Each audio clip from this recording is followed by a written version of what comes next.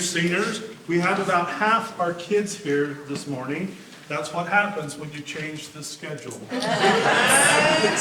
But we're delighted with who is here, as well as having you also.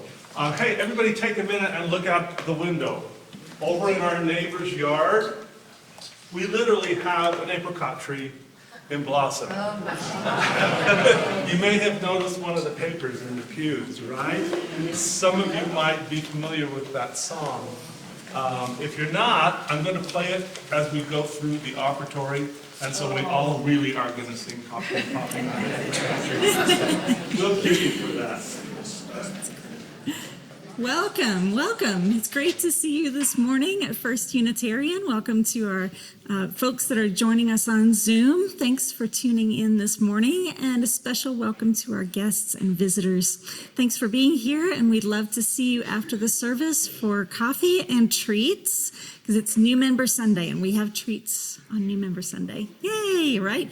Okay, I have just a couple of announcements as we get started. First, if you've seen the wonderful videos of people singing as they walk through Minneapolis neighborhoods, protecting their neighbors, and wondered if you could be part of something as beautiful and hopeful as that, this is your chance. Singing Resistance is now a nationwide movement with a chapter here in Salt Lake City, and we are going to have a pod here at our congregation. First meeting is tonight in this room at 7 p.m. We will teach you the songs and teach you where you can find the other songs that we don't sing. So you don't have to be a fantastic singer, just bring your joyful noise and come at 7 o'clock. And let me give you an update on our ongoing pledge campaign to support this congregation. Our goal is $700,000. We're about 70% there, just about $500,000. Woohoo! So good. We have 156 pledging units in. Of the ones who pledged last year, we still have 114 to go. Yes, I know. I'm one of them. Yeah, I still haven't done mine. And the pledge team asked me to tell you that they're going to start calling you this week. And there's only 4 of them and 114 of y'all. So, if you could get it in today, that would be great. So they don't have to call 30 people each. I do have this good news, which is that 82 of our pledging units have increased their pledge over last year. That's about half of our folks. So good on you. That's great. Yeah. And we had to set a goal of 20 new pledges. We have 8 in, so we're still looking for 12 more. I couldn't do the math at 9 o'clock, but now I have enough caffeine. I can do the math. We need 12 more. So if you've never pledged before and you'd like to know how it works, just talk to our pledge team folks after service, and they will tell you how to do it. That's all of my announcements for today. And now we'll begin our service with the lighting of the chalice. Today I bring these words by my colleague, the Reverend Dr. Kathleen McTeague. Into this home, we bring our hunger for awakening. We bring compassionate hearts and a will toward justice. Into this home, we bring the courage to carry on after hard losses. Into this home, we bring our joy and gratitude for ordinary blessings. By our gathering, we bless this place. In its shelter, we know ourselves blessed.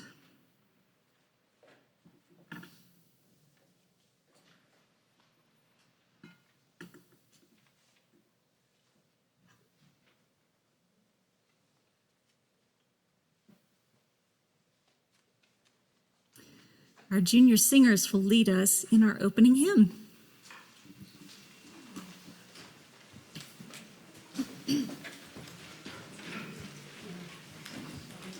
Another one of the papers in your pews. So we're going to let the junior singers run all the way through the whole thing of I Am a Unitarian first. And then when Nikki turns around, you guys get to join, okay?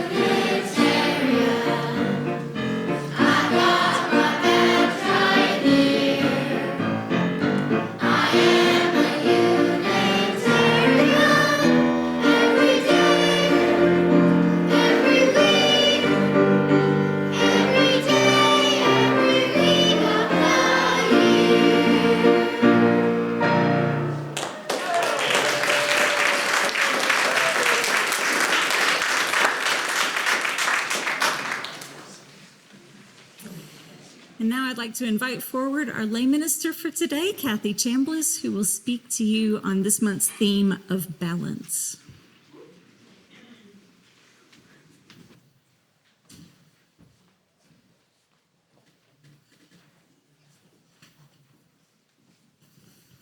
Good morning. I want you to picture this. I'm sitting in my home office around 6 p.m. on a Friday evening with the door closed. My 7-year-old daughter was knocking on the door, whining in a small voice, "Mom, open the door, I'm hungry." My 12-year-old son was not far behind her, waiting for the door to open. Meanwhile, I could hear my husband saying, "Don't bother her, she's studying. I'm not a potted plant, what do you want?" Daughter replied, I want Mom to fix dinner. Son said, Mom, I want pizza. This is my reflections on being a woman, a mother, a wife, an employee, and a student trying to balance commitments, responsibilities, and desires in the modern world. And so I'm sharing these reflections on practicing balance between family life, work, and academic studies. I was 44 years old when I started a PhD program. I had a job as a manager of a state disability program, and I had 2 school-age children and a husband. I want to go back to the start of us having children, years before I decided to begin a PhD. We were older, new parents by Utah standards. We had been married for 7 years with no children and were starting our careers. We had our first child in our early 30s, and the second one came 5 years later. We had escaped California the year after we were married to get away from family, and now we had no family living nearby for support. I was naively optimistic that I could balance it all, so I plunged in. The balancing became more complicated as the children got older.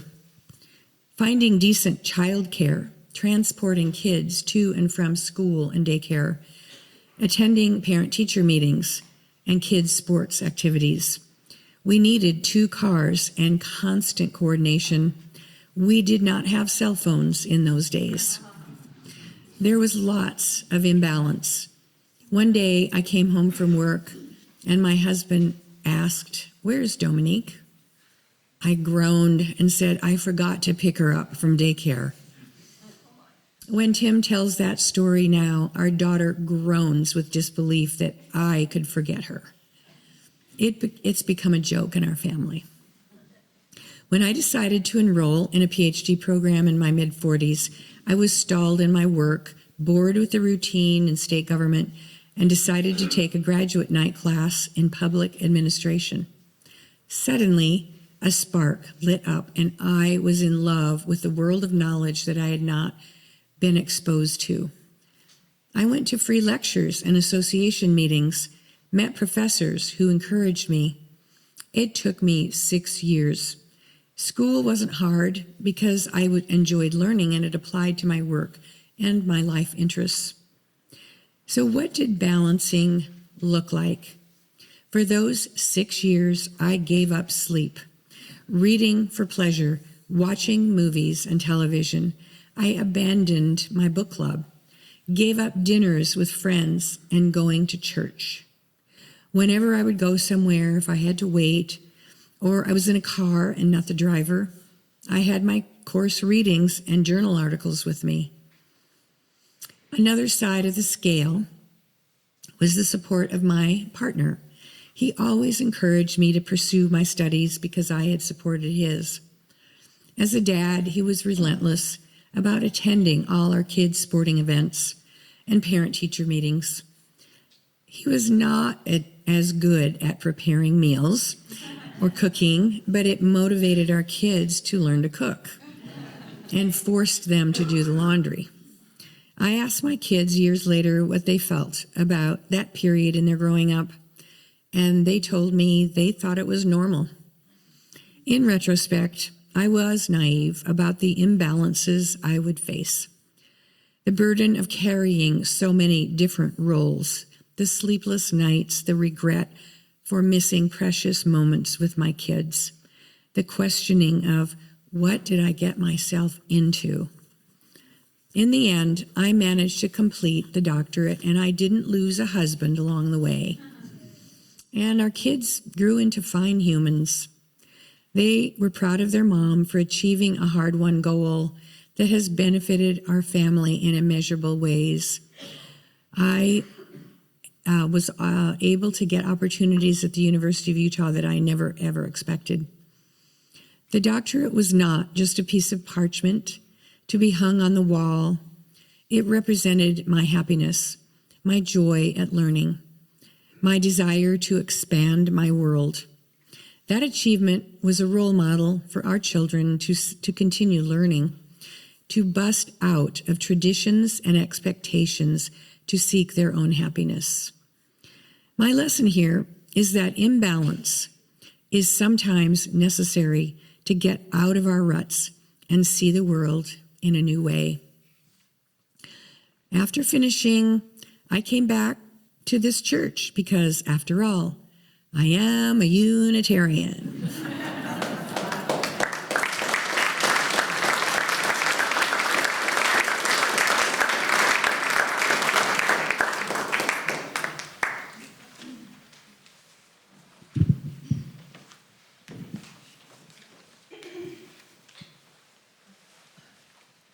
It's New Member Sunday. Yay! It is with joy and enthusiasm that the ministers, the Board of Trustees, and the hospitality team at First Unitarian Church welcome new members to our congregation today. We celebrate with you the journey you undertook to get here, whether you struggled for many years to find the right place or visited one time and just knew. Whoever you are, wherever you come from, and whatever you bring with you today, we welcome it all, and we welcome you. Joining a Unitarian Universalist community does not require assent to a creed, a shared statement of belief about the nature of reality or the requirements of salvation. However, to become a member does require something of us. It requires a commitment to the welfare of the whole community. It requires us to relinquish consumption and embrace cultivation. It requires us to align ourselves with covenant, a deeply countercultural agreement about how we're going to be when we are together. Covenant is an ancient religious practice of promise-making, and it is the central sacred act of our faith. Not long ago, this congregation adopted a new covenant, demonstrating that covenants in our tradition are not permanent. They are meant to be living agreements. They are meant to be re-examined from time to time when the covenant is no longer relevant or helpful. This is my favorite thing about covenant, because it means that we are not practicing a dead faith that clings to the ghosts of the past. We are practicing a living faith, a faith that responds to the moment and to the people we are today.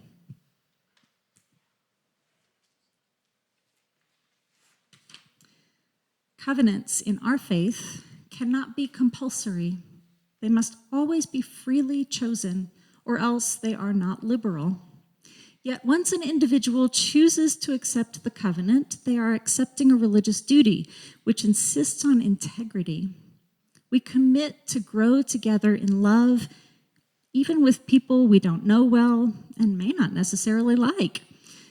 We commit to support one another's search for truth and meaning, even when we discover the places where those truths diverge. We commit to share what we have in one another's service, opening our hands and our hearts to a greater purpose which we may not have imagined on our own. It takes bravery and trust to undertake these commitments, and so I congratulate those new members who undertake them today. Now I'd like to call forward our new members by name. Please come forward and sign the book. Then make your way across. I'll give you a yellow rose of friendship, and our hospitality team, represented by Eve Smith, will give you a gift. And if it so happens you've already signed the book, you can just come up and get your goodies.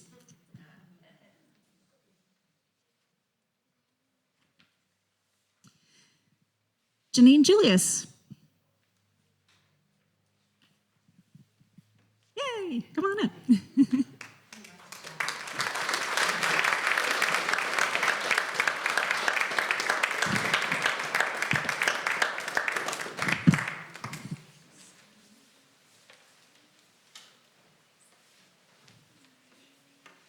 Bo Loveland.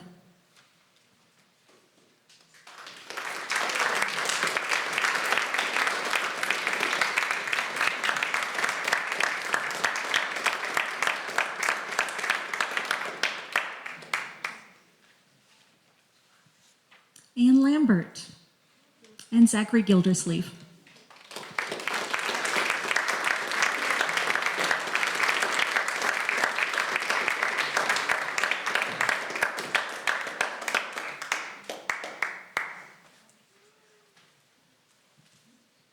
Janine Whitwer.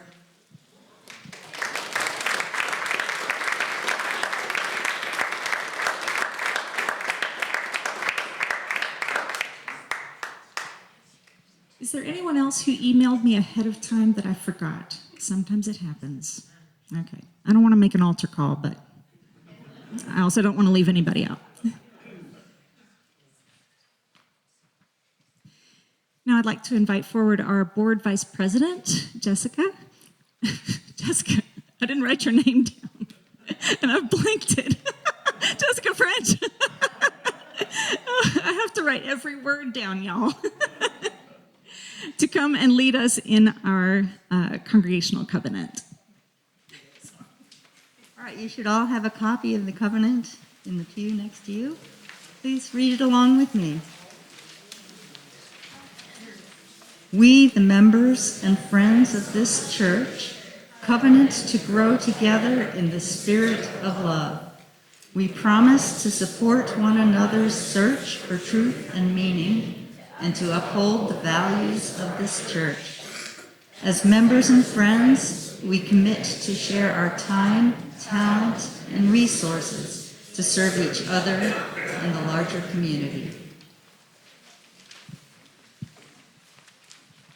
Our junior singers have something they would like to share, but before they do, I'd just like to say thanks to Sandy Green, Kristen Quinn, Don Walton, and Bill Ashworth, whose last names I did write down. So I'm not for teaching our new. I've known you for like 10 years. How did I?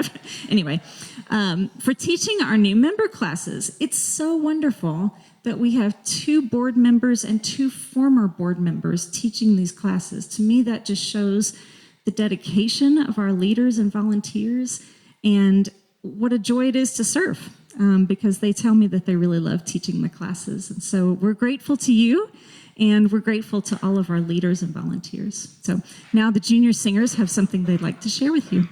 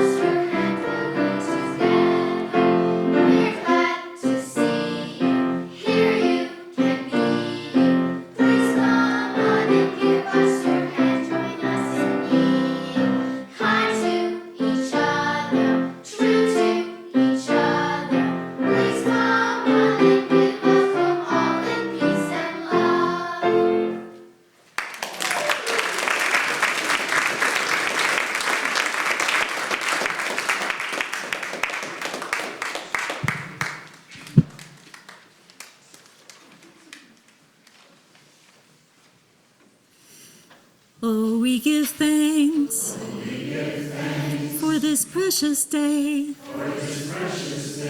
for all gathered here, and those far away,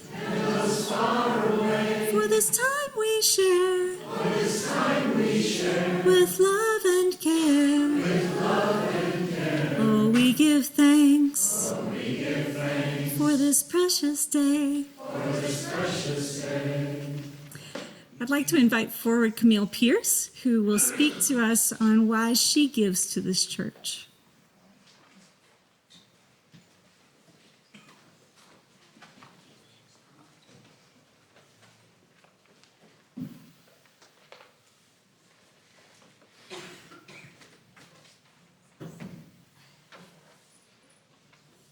Good morning. People ask me sometimes, particularly when I'm at the welcome table, how long I've been coming to the first few services. Well, I don't really know. It's been years. I think my first association was with Jazz Vespers, which drew people from the larger community, including me. I loved the music, and I liked what the minister had to say. At some point, I started to attend services, and then I attended a First Jew orientation. All the while, I'd felt a little uneasy. I was baptized and confirmed in the Episcopalian Church. But as an agnostic and secular humanist, I felt that I no longer belonged there. But here was another church that also had pews, hymns, ministers. I asked myself, did I really belong with any church or religion?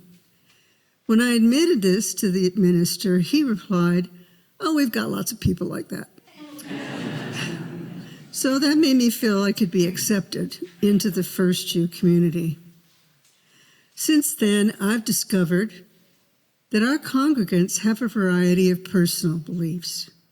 Some beliefs are different than mine, but I feel that what brings us together is our values, and not just our values or our feelings, but what I call caring in action. By caring in action, I mean more than 3 years sanctuary to an undocumented immigrant and her 2 girls. I mean training people to act as observers and to accompany immigrants to court. I mean a busload of First Jewers traveling to the Idaho Bear River Massacre site to help the Shoshone in their efforts to reclaim a natural environment by helping them plant trees and other plants. 2 times so far. I mean making burritos and coffee and taking it to the unsheltered. I mean advocating for the Great Salt Lake by writing letters to our state legislators, raising money for the Water Enhancement Trust, participating in vigils for the Great Salt Lake, which generated publicity. As individuals, we sometimes lobby legislators at the Utah Capitol. I mean basically birthing the Youth Coalition for the Great Salt Lake. I mean writing postcards to potential voters to encourage them to vote. I mean writing postcards urging voters who are concerned about women's reproductive rights to vote. I mean actively participating in a variety of rallies at the state capitol. I mean providing a place where LGBTQ people can be comfortable.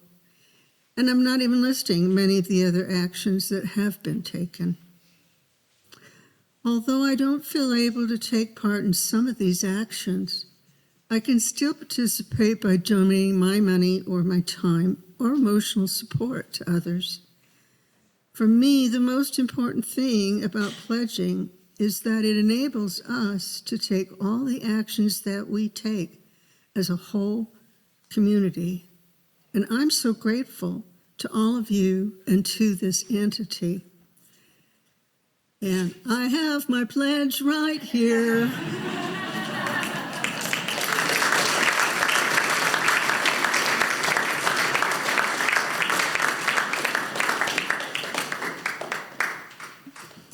Thank you, Camille.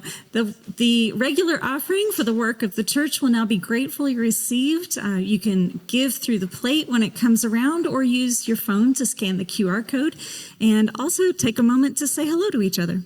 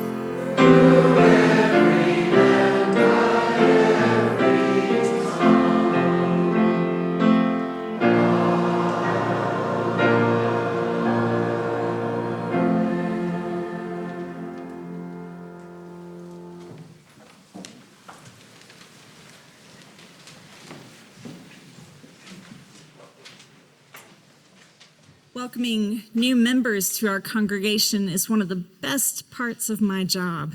I'm so excited that you're taking the next steps on your spiritual journey with our community. And now that you are new members, you will want to tell people that you've just joined a super cool Unitarian Universalist church, and people will ask you, what is that? I mean, what is Unitarian Universalist, and what do UUs believe?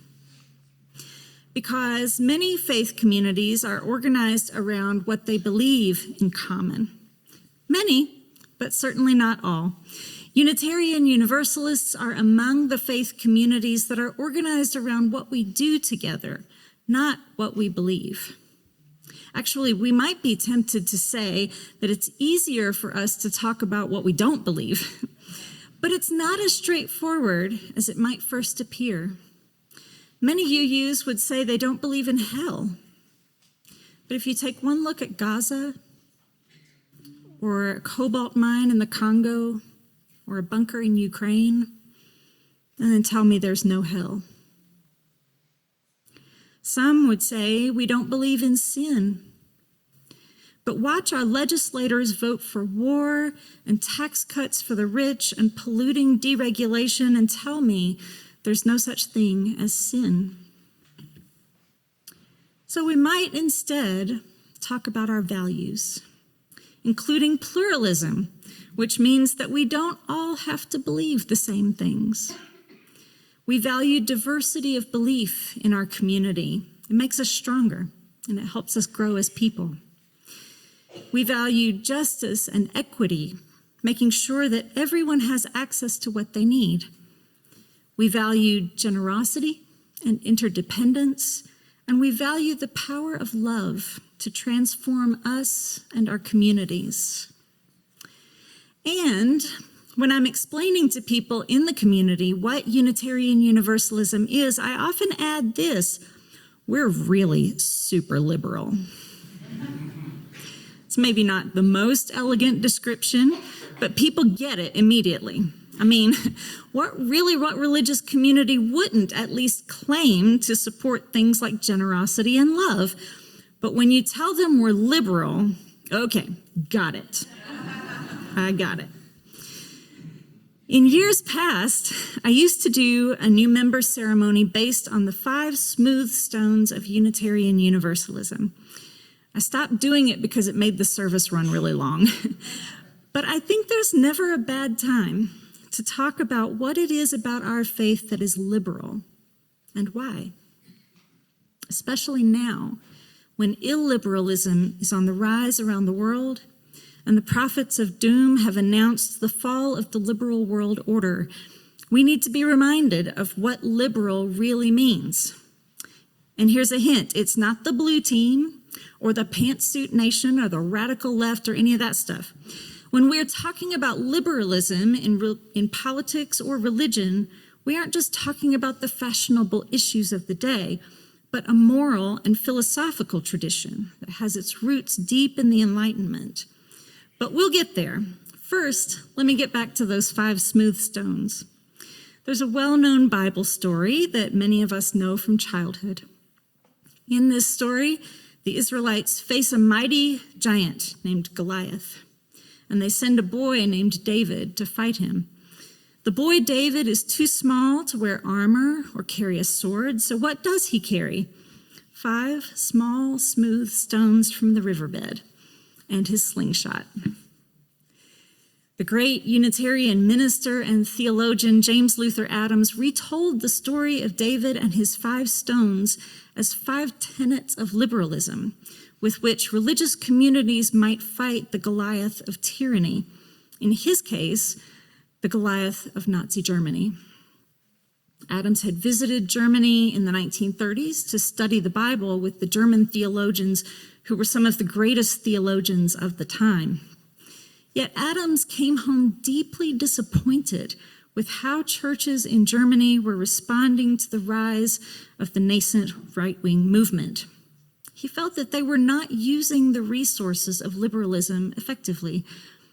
Adams wrote, "In Nazi Germany, I soon came to the question, What is it in my preaching and my political action that would stop this? It was a question he would use to interrogate Unitarianism and later Unitarian Universalism the rest of his life. Among his prolific output of sermons and essays, his guiding principles for a free faith became one of his most famous. In it, Adams describes 5 small, smooth stones that we might carry to fight the forces of tyranny and oppression and make the world a better place. According to Adams, the smooth stones of religious liberalism are consent, justice, agency, hope, and continuous revelation. I'll start with the last one, continuous revelation. Adams wrote that religious liberalism depends on the principle that revelation is continuous. Our religious tradition is a living tradition because we're always learning new truths. As I said during our welcoming ceremony, unlike religions that venerate a time past when revelation was given to humanity and then the spigot was turned off and we were stuck with what we got, UUs are practicing a faith that responds to the moment and the people who are alive today. What is true now may not be true, may not have been what was true for people in the past, but we are not bolted to those outdated revelations. We can change. Next, Adams denied the immaculate conception of virtue and affirmed the necessity of social incarnation, a tongue-in-cheek nod to the ancient Unitarian objection to the divinity of Jesus, but also an appeal for the principle of agency. In other words, good things don't just happen, and they don't just appear by God's will. People make good things happen. And if we have agency, we're obligated as liberals to make choices and then take responsibility for the outcome of our choices. Which leads to the principle of justice, of which Adams writes that the religious liberalism affirms the moral obligation to direct one's effort toward the establishment of a just and loving community. It is this which makes the role of the prophet central and indispensable in liberalism. I appreciate here that Adams points toward morality, a concept that has really lost its place in our society. We as people of faith need to be able to articulate what is right and wrong, what is moral and immoral, which is the original meaning of the word prophet. Adams explicitly called for a prophethood of all believers, meaning that every person who has a voice must use it to call out evil and corruption and point toward moral good. Next, a stone whose principle is so basic to liberalism, it would be very easy to overlook it, yet is a precondition for all the others: consent. All relations between persons ought ideally to rest on mutual free consent and not on coercion. Ultimately, our religion is based on consent. We freely choose to enter into relationship with one another. And finally, the liberal principle of hope. Adams continues, liberalism holds that the resources, divine and human, that are available for the achievement of meaningful change justify an attitude of ultimate optimism. Conservative religion may place its hopes on a world to come, a world we cannot be certain is waiting for us. And hope for this world can too easily be abandoned. The liberal attitude in religion is that this world matters. This world can be beautiful. This world can be worth fighting for. Just as we cannot truly say that we don't believe in hell, we also can't truly say that we don't believe in heaven. It's just that the heaven we believe in is not in the hereafter, but the vision of the world we want to create in this life. It was this hope that made Adams so frustrated with the German churches. They had the resources for the achievement of meaningful change. Why wouldn't they put them to use? overthrowing the great evil that had settled upon their land. Perhaps they had lost their hope. We must not lose ours. 100 years ago, James Luther Adams looked around and saw a world that looks eerily similar to the one we live in today, and he questioned whether liberalism was an acceptable attitude in the face of these challenges. He wrote, "It is a liberal attitude to say that we keep ourselves informed and read the best papers on these matters and perhaps join a voluntary association now and then. Were he alive today, he might say, it is a liberal attitude to say we watch Rachel Maddow and Jon Stewart." He goes on, "But to be involved with other people so that it costs, and so that one can expose the evils of society, requires something like conversion, something more than an attitude. It requires a sense that there's something wrong, and I must be different from the way I have been." Adams seems to say here that it is not enough just to call yourself a liberal. And I think that attitude is reflected throughout our UU association too.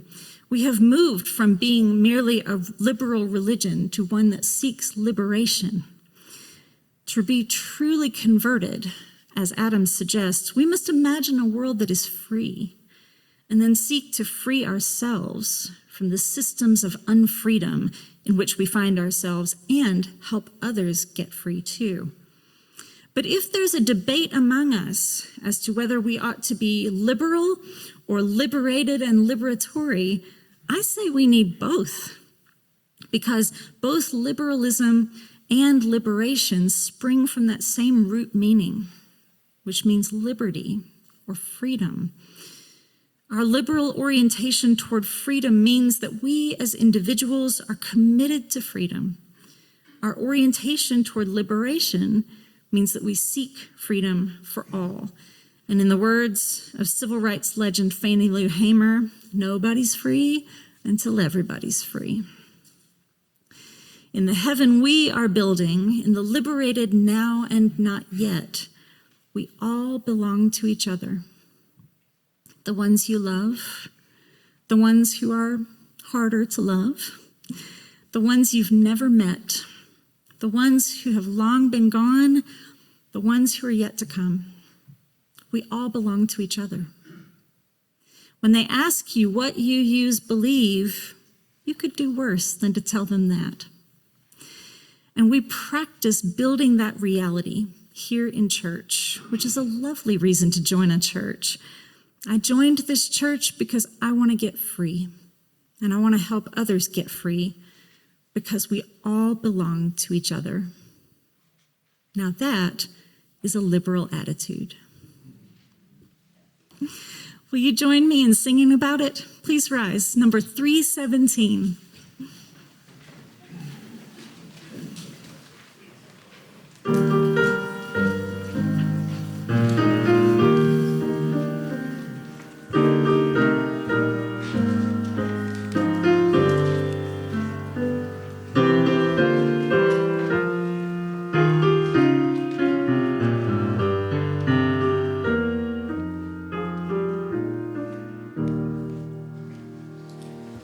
Yeah.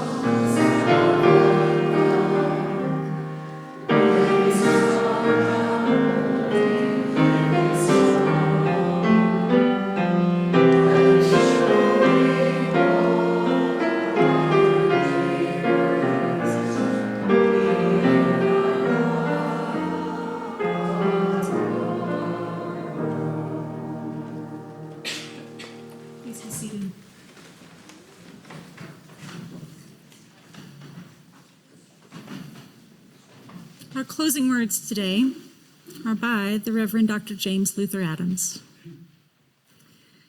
I call that church free, which enters into covenant with the ultimate source of existence, that sustaining and transforming power not made with human hands. It binds together families and generations, protecting against the idolatry of any human claim to absolute truth or authority. This covenant is the charter and responsibility and joy of worship in the face of death as well as life. I call that church free, which brings individuals into a caring, trusting fellowship that protects and nurtures their integrity and spiritual freedom, that yearns to belong to the church universal. It is open to insight and conscience from every source. It bursts through rigid tradition, giving rise to new and living language, to new and broader fellowship. It is a pilgrim church, a servant church, on an adventure of the Spirit.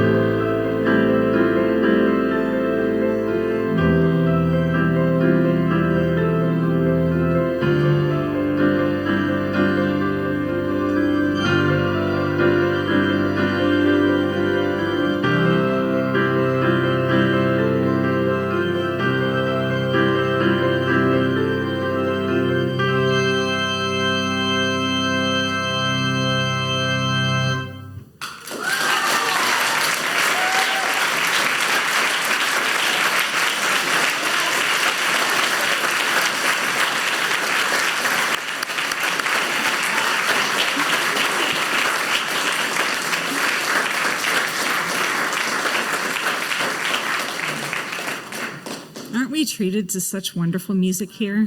Thank you, Matthew. Thank you, David. And thank all of you for being here today. Thanks for helping celebrate our new members. We have treats. So go have a treat and some coffee. And don't forget your pledge card.